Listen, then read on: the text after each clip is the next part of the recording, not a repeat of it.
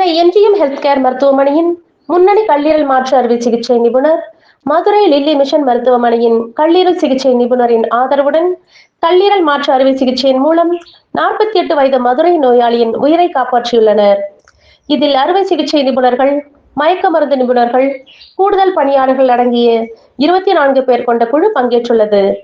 MGM health கேரின் கல்லீரல் நோய்கள் மற்றும் HPV அறுவை சிகிச்சை நிறுவனத்தின் மூத்த ஆலோசகர் மற்றும் இயக்குனர் டாக்டர் தியாகராஜன் தலைமையில் மதுரையின் லில்லி மிஷன் மருத்துவமனையின் இரைப்பை குடலியல் நிபுணர், கல்லீரல் சிகிச்சை மற்றும் எண்டோஸ்கோபிஸ்ட் டாக்டர் AC அருண் அவர்களின் ஆதரவுடன் இந்த மாற்று அறுவை சிகிச்சை சுமார் 13 மணி நேரம் நடைபெற்றுள்ளது.